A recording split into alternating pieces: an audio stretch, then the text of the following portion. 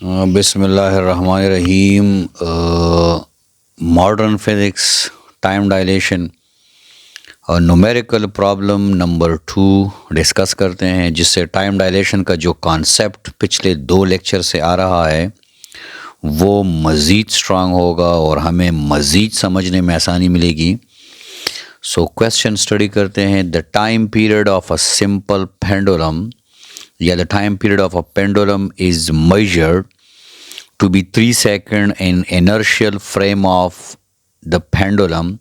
What is the period when measured by an observer moving with a speed of 0.95 c with respect to the pendulum?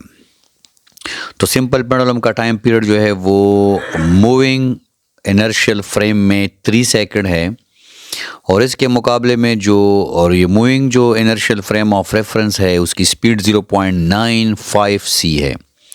इसके मुकाबले में आपने ये बताना है कि जो दूसरा इनर्शियल फ्रेम ऑफ रेफरेंस है जो रिलेटिवली इसके मुकाबले में रेस्ट में है, आपने ये बताना है कि उसमें जो टाइम होगा सिंपल पेंडुलम का टाइम पीरियड उसमें क्या होगा। एक बात हम कंफर्म है हमें, और वो क्या है, जो moving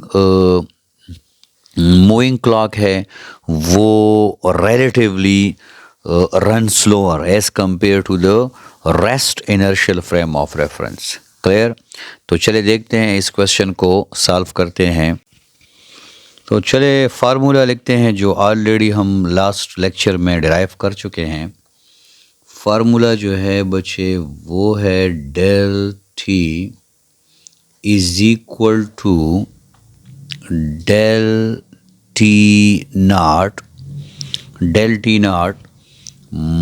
divided by under the root 1 minus v square divided by c square.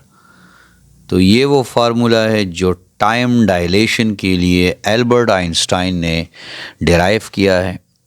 अब आप पर ने अगर ये देखना है कि इसमें ये जो मुख्तलिफ़ चीज़ें हैं इसका मतलब क्या है, तो ये वो टाइम है जो कि rest inertial frame of reference में है। ये वो टाइम है जो कि moving inertial frame of reference में है।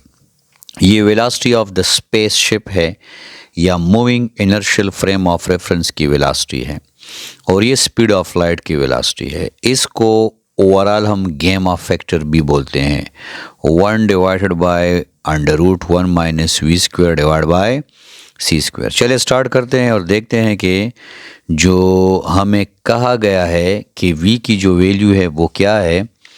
तो v की जो वैल्यू है वो है बच्चे 0.95 c। इसका मतलब है कि जो स्पेसशिप है वो वेलोसिटी ऑफ लाइट के तकरीबन ये 95% जो है ये वेलोसिटी ऑफ लाइट के ट्रेवल कर रहा है। अब हम क्या करेंगे, हम इस वैल्यू को यहाँ पे पुट करेंगे, और अगले स्टेप में जो हमारा आंसर होगा वो होगा del t is equal to del t not divided by 1 minus v की जगह पे आ जाएगा बच्चों 0.95 c whole square divided by c square. Clear? Whole square है, हमने इसको इंडिविजुअल कर दिया है। हम यहाँ से क्या करेंगे, एक बॉर्डर लाइन ड्रा कर देंगे। क्लियर? यहाँ पे हमें नज़र आ रहा है कि सी स्क्वायर के साथ अगले स्टेप में कैंसल आउट हो जाएगा। हमारे पास जो रह जाएगा वो होगा डेल टी, वो टाइम जो कि rest inertial frame of reference में है, वो टाइम जो कि moving inertial frame of reference में है। गेमा फैक्टर जो है वो 1 by under root 1 minus v square by c square है। अब हम क्या करेंगे, अब हम सिंपली 0.95 का जो स्क्वायर है उसको कैलकुलेट करने की कोशिश करेंगे। सो 0.95 होल स्क्वायर, 0.95 होल स्क्वायर।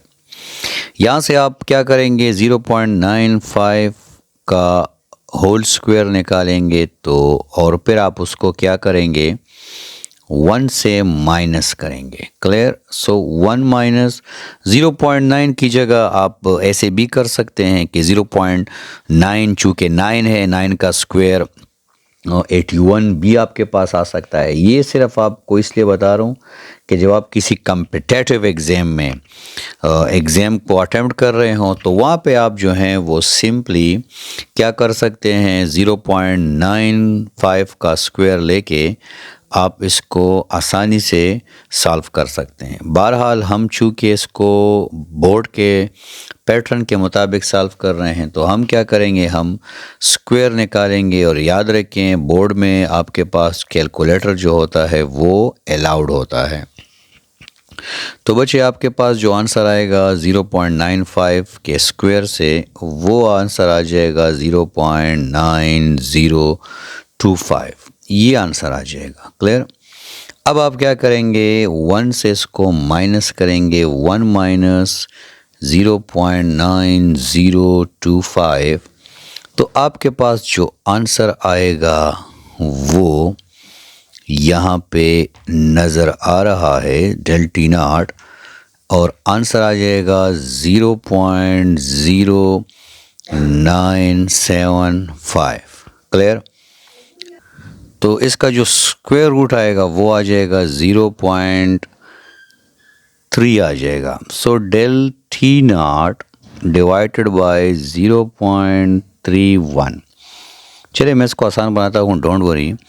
इसके बाद हम क्या करेंगे, इसके बाद हम दोबारा चले जाएंगे और वंस अगेन हमारे पास जो आंसर आएगा वो होगा बच्चे del t is equal to del t not divided by 0.312।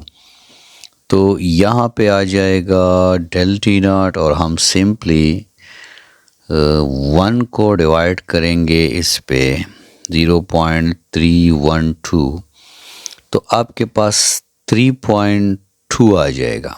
Clear? 3.2।